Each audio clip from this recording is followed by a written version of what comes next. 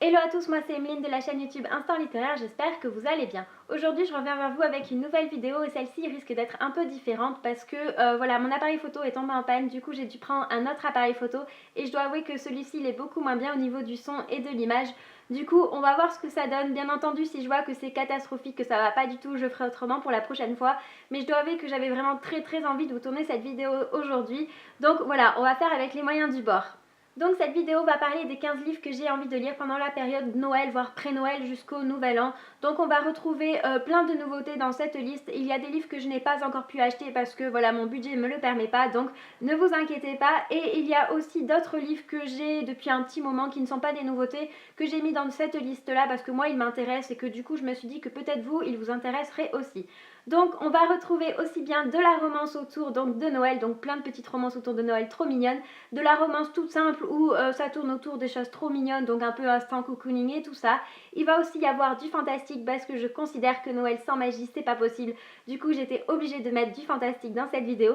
Il va y avoir du jeunesse parce que j'ai vu plein de nouveautés autour de la jeunesse qui m'intéressaient beaucoup et du coup qui peut aussi vous intéresser. Et finalement il y a aussi quelques thrillers que j'ai trouvés qui sont pas mal et qui sont aussi des nouveautés. La première romance que je vais vous parler, et il s'agit d'une romance qui a l'air trop mignonne. Il s'agit donc de Laisse tomber la neige de Cécile Chomin, sortie chez les éditions J'ai lu le 7 novembre dernier. Donc ce livre-là, je ne l'ai pas encore acheté. J'avoue qu'il est dans le top de mes priorités à acheter pour le mois de décembre parce que voilà, je vais vous lire le synopsis, mais vous allez voir, ça a l'air super marrant. Et juste pour ça, j'avoue que j'ai très envie de l'acheter. Donc le jour où tout a commencé, celui où je me suis embourbée dans la neige en pleine nuit à 600 km de Paris après avoir été plaquée devant l'hôtel. La Reine des Neiges, c'est moi, version rampe en lambeaux et pieds gelés. C'est là que j'ai cru voir un grizzly, un plantigrade genre Chabal, debout sur ses pattes arrière et plein de poils, qui a rugi qu'est-ce que vous faites sur ma propriété. Hourra, il y avait un habitant dans ce coin perdu. J'ai avisé la propriété. En fait, c'est un vieux chalet, mais si je ne voulais pas mourir de froid, j'avais intérêt à convaincre l'autochtone de m'héberger pour la nuit. Donc voilà, je pense qu'on va avoir le droit à un truc super marrant où on va bien rigoler, sachant que la fille vient de se faire larguer, elle s'est fait larguer le jour de son mariage. Je pense qu'elle doit détester tous les hommes sur cette terre et en plus le mec en question n'a vraiment pas l'air du tout sympathique. Du coup je me dis que la rencontre entre les deux personnages va être super électrique et qu'on va bien rigoler. Je pense que c'est un gros feel good pour Noël et du coup juste pour ça j'ai vraiment trop envie de l'acheter. Une petite romance de Noël qui a l'air toute mignonne et c'est celui-ci, Les vrais amis ne s'embrassent pas sous la neige de Juliette Venteux, donc sorti chez les éditions Harlequin. Donc ce livre-là, il est sorti en format poche et il m'a coûté que 6,90 €. Donc si vous cherchez une petite romance légère pour Noël et que vous voulez pas mettre trop cher, ben je vous conseille celui-ci. Pour le moment, j'avoue que je ne l'ai pas lu, donc je ne peux pas donner mon avis sur ce livre, mais voilà, juste le titre et tout a l'air trop chou. En plus, le synopsis nous dit pas mal de quoi ça va parler. Donc le synopsis c'est: depuis qu'elle a menacé Luc avec une fourchette lors de leur première rencontre, Allison le considère très naturellement comme son meilleur ami. Il aime se moquer de son obsession pour les cookies maison et sa façon de manger les hot dogs. Elle adore l'écouter parler architecture et le remettre à sa place. Mais plus ils passent de temps ensemble et plus Allison prend conscience que Luc est bien plus qu'un ami. À ses côtés, elle découvre de nouveaux sentiments plus intenses, plus troublants. Des sentiments qu'elle ne devrait pas éprouver car Luc est le seul homme qu'elle n'a pas le droit d'aimer. Donc voilà, j'avoue que l'intrigue n'est pas non plus quelque chose de révolutionnaire. On a déjà vu ça, notamment quand les meilleurs amis finissent ensemble et tout, donc c'est quelque chose qu'on a déjà vu. Mais moi j'avoue que ce genre de relation-là, j'aime toujours voir comment ça évolue, j'aime toujours voir comment on passe du stade voilà, super ami, meilleur ami, au stade amour et tout, enfin j'aime toujours ça. Surtout que là, le synopsis nous dit pas que les deux personnages vont réellement avoir des sentiments l'un pour l'autre. Peut-être que ça va juste être, je sais pas, un amour à sens unique. Peut-être qu'il y a que la fille qui va aimer le gars, j'en sais rien. Enfin, en tout cas, on verra ça. J'espère que je vais pouvoir le lire très prochainement et j'espère que je vais pouvoir vous en parler très prochainement. En plus, juste un petit bémol pour la couverture qui est absolument mignonne comme tout. Voilà, je sais pas si vous le verrez à la caméra, mais il y a des petites paillettes dans les titres et tout. J'ai trouvé ça trop chou. Du coup, je trouve que les éditions Harlequin, pour le prix que coûte le livre, en tout cas, ils ont fait un super bon boulot. Donc voilà. On continue avec les livres autour de Noël et je vais vous parler de celui-ci, Comment ne pas faire pitié à Noël quand on est célibataire, de Johanna Bollori, donc sorti chez les éditions Milady. Donc ce livre-là, je l'ai acheté en grande partie pour son titre qui m'a fait beaucoup rire et j'ai trouvé ça un peu autodérisoire, donc je me suis dit qu'on allait avoir droit à une petite romance super marrante et super mignonne pour Noël. Donc le synopsis c'est: à 38 ans, Émilie a un travail satisfaisant, des amis fabuleux et surtout un appart merveilleux situé à des centaines de kilomètres de sa famille trop intrusive. Sa seule source de stress est Evan, son jeune voisin qui fait beaucoup trop de bruit la nuit. Mais qu'importe, heureuse en couple avec Robert, Émilie espère bien l'inviter chez elle pour Noël et lui présenter ses parents. Le temps des questions indiscrètes et des moqueries est enfin derrière elle. Mais quand elle s'aperçoit que Robert lui ment depuis le début, Emily décide de rompre. Et maintenant, comment affronter sa famille pendant les fêtes? Elle fait alors appel au fêtard d'à côté. Donc voilà, au niveau de l'intrigue, je dirais que c'est quelque chose qu'on a déjà vu, donc il n'y a rien d'innovant là-dedans. J'avoue qu'il y a quelques années de ça, j'avais vu un film autour de Noël où la fille en question se trouvait un gars et tout parce qu'elle n'avait pas eu le temps de se trouver un petit ami pendant toute la période, enfin pendant toute l'année et tout. Et du coup, elle prenait un gars qu'elle aimait pas trop pour se faire passer pour un faux couple devant sa famille et tout. Et à la fin, forcément, sa famille devinait tout ce qui se passait, enfin bref. Et au final, en fait, d'ailleurs, les deux personnes finissaient ensemble. Du coup, ce livre, enfin du moins le synopsis me fait beaucoup penser à ça. On verra bien si c'est un peu la même chose ou pas. Mais voilà, j'avoue que je pense réellement beaucoup m'amuser en lisant ce livre. J'avoue que je ne suis pas célibataire, du coup je ne me sens pas non plus dans la catégorie voilà, du titre, mais je ne fête jamais Noël avec mon petit ami, du coup les questions indiscrètes et tout en famille je connais, j'ai l'habitude de ça, donc je pense que je vais aussi un petit peu me retrouver dans le personnage et je pense que certains passages vont me faire beaucoup rire. Je vais vous parler d'un autre livre autour de Noël et celui-ci je peux vous assurer que dès que je l'ai vu je savais que j'allais l'acheter tout simplement parce que voilà, ça parle d'un personnage qui est danois et sachez que j'adore le Danemark, j'adore tout ce qui touche au Danemark. J'ai vécu pendant 2 mois au Danemark et je peux vous assurer que c'est une super ville. En plus, pendant la période de Noël, ces gens-là, ils ont toujours un super grand esprit de Noël. Ils font toujours des choses fabuleuses. Enfin, les rues sont toujours hyper bien décorées et tout. Du coup, juste pour ça, j'avoue que ça m'a donné envie de l'acheter. Et du coup, il s'agit de Sur ma liste de Rosie Blake, donc sorti chez les éditions J'ai lu. Le synopsis, c'est depuis qu'elle a quitté son Danemark natal, Clara voyage là où l'envie la pousse. C'est ainsi qu'elle fait étape à Juletorp, le petit village anglais est en plein émoi. On est à l'approche de Noël et la boutique de jouets menace de fermer. Une catastrophe pour les habitants et les enfants. Touchée par le désarroi ambiant, Clara décide de redonner vie au magasin. Petit à petit, par la grâce de son art du bonheur à la danoise, elle transforme le quotidien des uns et des autres. C'en est trop pour Joe, le fils de la propriétaire de la boutique, financier londonien, radicalement différent de Clara, qui débarque à Juletorp avec l'idée de démasquer cette aventurière et de remettre de l'ordre. Donc voilà, juste pour ça, j'avoue que je l'ai acheté tout simplement parce que la fille va donner vachement de joie autour d'elle, elle va aider vachement de personnes et du coup elle va un peu propager comme ça l'esprit de Noël et tout et moi j'ai vraiment trop envie de voir ça, j'ai vraiment trop envie de lire cette histoire juste pour ça parce que en plus de ça, ça se passe dans une toute petite ville, du coup je pense que tous les gens doivent se connaître, ça doit être un truc hyper cosy, hyper mignon. Donc voilà, je me dis pourquoi pas, ça a l'air d'être une super belle histoire. Pour le moment, j'avoue que je n'ai pas vu trop se trimballer ce livre-là sur les réseaux sociaux, donc on verra bien ce que ça donne. J'espère franchement que je vais le lire très bientôt. En plus, je dois avouer que déjà la couverture, elle est super mignonne. On voit la petite tasse de café, de chocolat chaud, pardon, les petits nounours et tout. Enfin, ça donne super trop envie. En plus, je trouve vraiment que la couverture fait quand même assez danoise et tout. Donc voilà, n'hésitez pas si vous l'avez lu à me dire ce que vous en avez pensé, mais j'avoue que je vais vous donner très rapidement mon avis sur ce livre. Je vais vous parler d'une autre romance autour de Noël et celle-ci, ce n'est pas une nouveauté tout simplement parce que moi je l'ai acheté l'année passée et d'ailleurs je crois que ce livre-là était sorti l'année passée. J'avoue que je n'avais pas eu le temps de le lire l'année dernière, du coup c'est pour ça que je ressors ce livre cette année et je vais le mettre dans le top de ma priorité parce que j'ai vraiment trop envie de le lire. Donc il s'agit de Le Père Noël était presque parfait de Rose Baker, donc sorti chez les éditions Addictive. Donc voilà, comme je vous l'ai dit, je n'ai pas pu le lire l'année passée et j'espère franchement que je vais pouvoir le lire. En plus de ça, c'est inscrit comme quoi c'est une meilleure comédie romantique, donc on verra bien ce que ça vaut. En tout cas, voilà. Donc le synopsis c'est Calista rêve d'un miracle de Noël pour sauver le café familial menacé de fermeture. Mais pour commencer, elle a le droit à une surprise tombée du ciel. Liam vient d'avoir un accident de voiture, il est blessé et désorienté. Calista n'écoute que son bon cœur et le recueille chez elle, lui offrant un toit et de quoi se remettre. Mais Liam n'est pas celui qu'elle croit et il n'est pas venu dans cette petite ville par hasard. Alors que les sentiments s'en mêlent, les deux jeunes gens entament une relation mouvementée et basée sur un mensonge. Et si la vérité était plus complexe encore que les secrets. Donc l'histoire a l'air super intrigante, les personnages ont l'air d'avoir vachement de secrets. J'aime toujours quand les relations se construisent à partir d'un secret comme ça parce que tu sais que à la fin le secret va être dévoilé, tu sais que le couple va du coup péter un câble et que limite ils vont rompre ou quelque chose comme ça. Du coup voilà, j'aime bien voir ça, j'aime bien voir comment les choses vont évoluer entre les personnages. Voilà, je pense que le gars en question, il n'est pas venu dans cette ville par hasard. Je pense sincèrement qu'il veut limite du mal à Calista. Peut-être que, je sais pas, il est là pour la fermeture de la petite boutique familiale de la famille. Enfin, je sais pas, on verra bien. Notre romance et celle-ci, il ne s'agit pas d'une romance autour de Noël, mais c'est un truc qui a l'air tellement cocooning que du coup j'étais obligée de le mettre dans ma liste. Il s'agit de Baby Random, donc le tome 1 de Gaia Alexia, sorti chez les éditions Hugo Poche. Donc le synopsis c'est « Il est 10h30 quand son patron arrive au café dans lequel travaille Celia à Chicago. Il lui fait un sourire et l'invite une fois de plus à dîner. Mais Max est français et la réputation des Français pour briser les cœurs n'est plus à faire.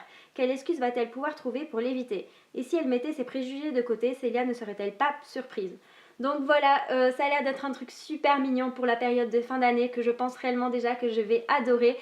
Tout simplement parce que c'est une auteure française qui l'a écrit et je suis super contente parce que cet auteur-là a quand même réussi à mettre un personnage français dans l'histoire. Et il faut savoir que chez Hugo New Roman, enfin notamment de toute façon dans toutes les romances, je suis toujours un peu triste quand les autrices françaises écrivent et elles mettent tout le temps des personnages américains ou des choses comme ça.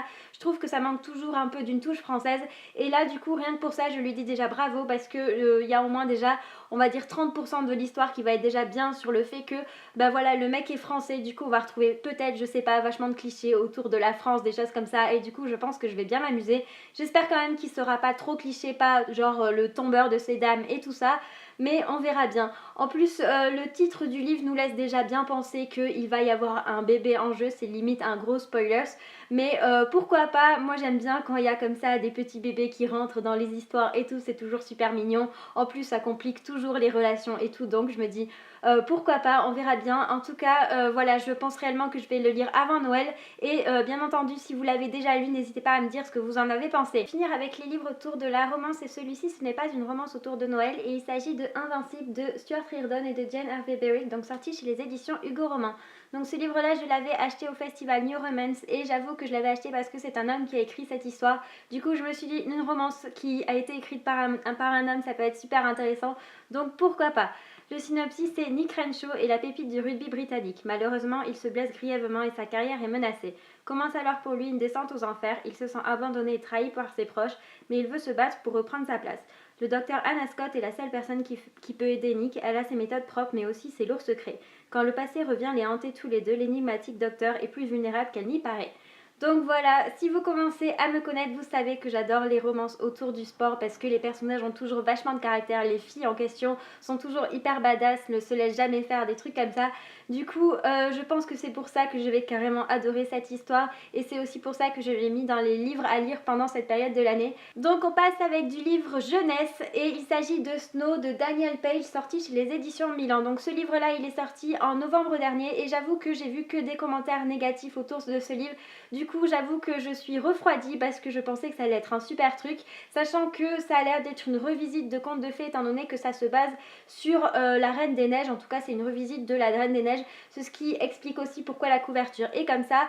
Voilà, enfin moi je vais le lire parce que j'ai envie d'avoir mon avis, donc on verra bien ce que ça vaut, mais c'est vrai que les commentaires m'ont un peu refroidi sur ça, donc voilà, j'espère que je vais pas être trop déçue. Donc le synopsis c'est: je m'appelle Snow, j'ai 17 ans, je suis internée dans un hôpital psychiatrique depuis 11 ans. Je suis amoureuse de Bale, j'ai des colères glaçantes, littéralement glaçantes. Un fou vous dira toujours qu'il n'est pas fou, mais je vous promets que je ne délire pas, en voici la preuve. Donc voilà, je pense qu'on va rentrer dans la tête de la fille, je pense qu'on va avoir droit à un truc complètement imaginaire où la fille délire complètement, je sais pas. En tout cas, c'est ce que j'imagine étant donné qu'elle est quand même en hôpital psychiatrique, du coup je ne pense pas qu'elle soit très lucide. Mais voilà, j'espère que ça va être quand même un super truc, j'espère que je vais quand même adorer moi de mon côté. Voilà, j'espère que je vais aussi pouvoir vous en parler très prochainement parce que le fait qu'il y ait eu quand même pas mal de commentaires mitigés, ça me pousse vraiment à le lire et ça me pousse vraiment à vous partager mon avis sur ce livre. On continue avec du jeunesse avec 13 minutes de Sarah Pinborough, donc sorti chez les éditions Castelmore. Donc ce livre-là, il est aussi sorti au mois de novembre et c'est un livre un peu différent de ce que j'ai l'habitude de vous présenter étant donné que c'est pas un livre fantastique puisque en fait c'est un thriller. Donc un thriller qui s'inscrit autour de la jeunesse étant donné qu'on va suivre quand même des adolescents. Donc le synopsis c'est: Natasha, 16 ans et reine du lycée de Braxton, ne se souvient pas comment elle a fini dans les eaux glacées de la rivière. La seule chose qu'elle sait, ce n'était pas un accident. D'après le proverbe, il faut être proche de ses amis et encore plus de ses ennemis. Sauf qu'au lycée, il est parfois difficile de les différencier. Ses amis l'aiment, Natacha en est sûre, mais ça ne veut pas dire qu'elles n'ont pas essayé de la tuer. Donc voilà, j'aime beaucoup les histoires quand ça se passe au lycée, j'adore les querelles entre filles et tout ça, j'aime bien quand les filles sont pestes et tout, enfin bref. Du coup, on verra bien ce que ça vaut. En tout cas, d'après ce qu'il y a écrit derrière, les petites phrases qu'il y a écrit derrière, ça ressemble un peu à du Lolita malgré moi et du Petit Little Liars. Du coup, je pense que je vais quand même pas mal m'amuser en le lisant. Je vais vous parler d'un autre livre et celui-ci s'inscrit plus dans du new adulte étant donné que c'est un thriller. Donc il s'agit de Comme toi de Lisa Jewell, donc sorti chez les éditions Milady. Donc ce livre-là, j'ai vu que ça ressemblait légèrement à La Fille du Train et j'avoue que j'avais adoré La Fille du Train quand je l'avais lu. Du coup, je me suis dit pourquoi pas lire un thriller pour cette fin d'année étant donné que j'en ai pas lu depuis un petit moment. Donc voilà, en plus le synopsis a l'air super intéressant. Donc Ellie a disparu à l'âge de 15 ans, sa mère n'a jamais réussi à faire son deuil, d'autant plus que la police n'a retrouvé ni le coupable ni le corps. 10 ans plus tard, cette femme brisée doit pourtant se résoudre à tourner la page. C'est alors qu'elle fait la connaissance de Floyd, un homme charmant, père célibataire, auquel elle se lie peu à peu. Mais lorsqu'elle rencontre la fille de celui-ci, Poppy, âgée de 9 ans, le passé la rattrape brutalement. Cette fillette est le portrait craché de sa fille disparue. Donc voilà, j'avoue que le synopsis me donne très envie parce que j'ai vraiment hâte de découvrir le lien entre cette fille, donc 9 ans, donc, qui s'appelle Poppy, et la fille en question, donc qui a disparu à l'âge de 15 ans. Voilà, j'ai vraiment envie de savoir un peu le lien entre ces deux personnages-là. J'ai vraiment envie de savoir comment toute l'histoire est ficelée, des choses comme ça. Je pense que je vais réellement pas m'ennuyer avec cette histoire. J'espère que voilà, l'intrigue est super bien construite parce que c'est toujours un peu ce qui me fait peur au niveau des thrillers, c'est que j'ai l'impression de deviner toujours trop vite les choses. Donc j'espère que pour celui-ci ce sera pas le cas, on verra bien. En tout cas, s'il vous intéresse, sachez qu'il est sorti le 15 novembre dernier ou le 17 novembre dernier, je sais plus, mais il est sorti très récemment. Voilà, donc je trouve que ça va bien au niveau des nouveautés autour de l'hiver. On continue avec un autre livre qui s'inscrit autour de la jeunesse. Il s'agit de Ensemble à minuit de Jennifer Castell, sorti chez les éditions Casterman le 7 novembre dernier. Donc ce livre-là, je le mets dans ma liste tout simplement parce que c'est un livre qui, moi, est susceptible de me plaire étant donné que ce sont des personnages qui vont aider d'autres personnes autour d'eux qu'ils ne connaissent pas du coup et qui vont un peu répandre cette magie de Noël, enfin du moins cet esprit de Noël. Et encore une fois, j'aime toujours ça pendant cette période-là parce que je trouve qu'il faut toujours aider un peu son voisin, ce genre de choses, parce que tout le monde n'a pas la chance de pouvoir faire un super Noël et de pouvoir le passer en famille. Du coup, le synopsis, c'est entre Noël et le jour de l'an, une jeune fille est renversée sous les yeux de Kendall et Max. Choqués, ils se réfugient dans un café, se sentant coupables de ne pas être intervenus. Là, la serveuse leur lance un défi. Elle leur demande de faire cette bonne action désintéressée d'ici le 31 à minuit au lieu de se plaindre. C'est ainsi qu'ils se retrouvent chaque jour à parcourir la ville de New York où ils tentent d'aider 7 inconnus, parfois adorables, d'autres fois à peine aimables. Mais ils tiennent bon et apprennent eux aussi à se connaître. Donc voilà, encore une fois, je n'ai pas pu acheter ce livre parce que voilà, là j'ai carrément mon budget qui est craqué. Du coup, j'ai pas pu encore l'acheter. J'avoue que je pense sincèrement que je vais quand même l'acheter d'ici le mois de décembre parce que c'est un livre qui me fait grandement envie. J'ai vraiment hâte de découvrir cette histoire. J'ai vraiment hâte de savoir comment ces personnes-là vont aider d'autres personnes. Voilà, encore une fois, je vais me répéter, mais c'est vraiment quelque chose que j'adore pendant cette période de Noël.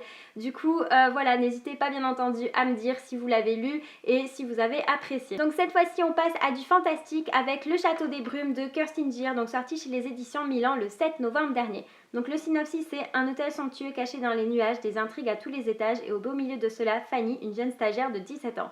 Comme le reste du personnel, elle a fort à faire pour offrir aux clients un séjour exceptionnel en cette fin d'année. Elle est loin de se douter qu'elle va bientôt se retrouver au beau milieu d'une aventure périlleuse.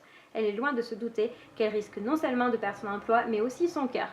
Donc voilà, j'avoue que je n'ai pas encore acheté ce livre parce que mon budget ne me le permet pas, mais il me fait grandement envie, j'ai tout simplement envie de l'acheter pour ce mois de décembre, tout simplement parce que le synopsis a l'air génial. C'est un truc qui va être bourré de magie, qui va être super bien pour cette période de l'année. En plus, l'histoire en elle-même se passe pendant la période de Noël, donc c'est encore mieux parce que voilà, on va pouvoir rentrer encore plus dans cet univers. Et voilà, je sais pas ce qui va arriver à cette fille, mais moi personnellement j'ai vraiment hâte de le découvrir. Donc voilà, j'espère que je vais pouvoir l'acheter très prochainement. Je vais vous parler d'un livre autour de la jeunesse et celui-ci il est très jeunesse, du coup peut-être qu'il n'intéressera pas tout le monde, mais moi je l'ai mis dans ma liste parce que je l'ai acheté et j'ai complètement craqué en le voyant. Il s'agit de Winter House Hotel de Ben Gutterson, donc il est sorti chez les éditions Albin Michel. Donc ce livre-là, je vous dis qu'il est hyper jeunesse parce qu'en fait je l'ai trouvé dans le rayon à partir de 9 ans. Donc on verra bien ce que ça donne, sachant qu'en réalité je l'ai acheté pour sa couverture et pour aussi l'intérieur. Je trouve que l'auteur a fait un super beau travail à l'intérieur du livre, mais voilà, je vais vous montrer ça après. Donc le synopsis, c'est envoyée à l'hôtel Winter House pour les vacances de Noël, Elisabeth n'en croit pas ses yeux. Loin du lieu sordide qu'elle avait imaginé, Winter House est un hôtel fabuleux niché au beau milieu des montagnes. Et la surprise ne s'arrête pas là car l'hôtel cache bien des mystères sous sa surface dorée. Au programme des vacances, un secret de famille enfoui, un livre magique et une chasse au trésor. Bienvenue à Winter House. Donc voilà, je trouve que le synopsis a l'air super intéressant. On va bien entendu rentrer dans quelque chose de fantastique où il va y avoir plein de secrets. C'est un peu pour ça aussi que je l'ai acheté parce que voilà, je cherchais une petite fantaisie, un petit truc trop mignon pour Noël et je crois que je l'ai trouvé.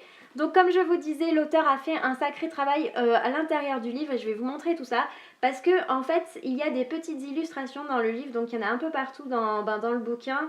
Hop, et en fait ça se présente comme ça, donc c'est des illustrations en noir et blanc que je trouve absolument trop mignonnes et qui ont bien entendu un rapport avec l'histoire. Alors j'avoue que je n'ai pas cherché à tout feuilleter parce que voilà, je veux pas trop me faire spoiler, mais pour le peu que j'ai vu en tout cas c'est super mignon. Donc il y a ça et il y a aussi voilà à chaque chapitre, à chaque nouveau chapitre, voilà l'auteur s'est un peu amusé avec des jeux de mots donc comme ça. Je sais pas si ces jeux de mots là ont un rapport avec l'histoire, je sais pas s'il y a une espèce de mystère à découvrir par rapport à ces jeux de mots, on verra bien. En tout cas j'ai trouvé que c'était super ludique, que c'était super mignon et c'est énormément, j'avoue aussi pour ça que j'ai acheté ce livre. Si vous voulez pas l'acheter mais que vous êtes quand même intéressé, n'hésitez pas à quand même aller le voir, à peut-être le feuilleter, je sais pas, à la Fnac, Cultura, peu importe, parce que je trouve que l'intérieur vaut vraiment le coup. Un autre livre fantastique et celui-ci ce n'est pas une nouveauté puisqu'il s'agit de Shade of Magic de V.H. Schwab, donc sorti chez les éditions Lumen. Donc ce livre là je l'ai acheté je crois le mois dernier et je n'ai pas encore eu le temps de le lire. Je sais qu'ils sont déjà tous sortis, le 3e tome est sorti il n'y a pas si longtemps que ça, mais voilà je l'ai mis dans ma liste parce que voilà ça va parler de magie, c'est de la fantaisie et tout, du coup je me suis dit que pour la période de Noël ça pouvait être parfait pour moi, donc voilà je l'ai mis dans ma liste pour cette raison. Donc le synopsis c'est: Kel est le dernier des magiciens de sang, des sorciers capables de voyager d'un monde à l'autre. Deux mondes il y en a 4, dont Londres et à chaque fois le cœur et l'âme. Le nôtre est gris, sans magie d'aucune sorte, celui de Kel rouge, on y respire le merveilleux à chaque bouffée d'air. Le 3e est blanc, là les sortilèges se font si rares qu'on s'y tranche la gorge pour une simple incantation. Le dernier est noir, noir comme la mort, qui l'a envahi quand la magie a dévoré tout ce qui s'y trouvait, obligeant les 3 autres à couper tout lien avec lui. Donc le synopsis est super long parce que Lumen fait toujours des synopsis méga longs. Donc moi je vais m'arrêter là parce que j'ai pas trop envie d'en savoir plus. En fait j'avoue que j'ai juste envie de lire le livre comme ça un peu à l'aveuglette. J'ai pas trop envie de me faire spoiler à l'avance sur les personnages et tout. Donc voilà, bien entendu si vous l'avez lu n'hésitez pas à me laisser des commentaires, à me dire ce que vous en avez pensé et si la saga vaut vraiment le coup ou pas. Un autre livre fantastique et celui-ci ce n'est pas non plus une nouveauté puisqu'il s'agit du tome 2 donc des Chroniques lunaires qui se nomme Scarlet et qui est sorti chez les éditions Pocket Jeunesse. Donc si vous me suivez sur les réseaux sociaux, vous le savez, j'ai lu il n'y a pas si longtemps que ça le premier tome, donc qui se nommait Cinder, et j'avais carrément adoré cette histoire, tout simplement parce que l'autrice en fait a repris tous les contes de fées, donc une histoire voilà autour des contes de fées, l'a complètement revisité et se l'est complètement appropriée. J'ai juste adoré la façon dont elle avait plongé les personnages dedans, j'ai adoré tout l'univers autour des personnages, elle a fait un truc complètement futuriste et tout, enfin j'aime vraiment beaucoup, et la fin du livre m'avait laissé un peu orpheline et tout, du coup je me suis dit qu'il fallait que je lise le 2e tome, qu'il fallait que je mette ce 2e tome dans ma liste de la période, on va dire Noël jusqu'à l'hiver et tout. Donc voilà, en plus je trouve que ça va plutôt bien puisque c'est un conte de fées, du coup pourquoi pas, on verra bien. Donc voilà, cette vidéo est terminée pour aujourd'hui, j'espère qu'elle vous aura plu et j'espère que la qualité de la vidéo ne vous aura pas dérangé. N'hésitez pas à laisser des commentaires et à vous abonner à ma chaîne. Bye bye!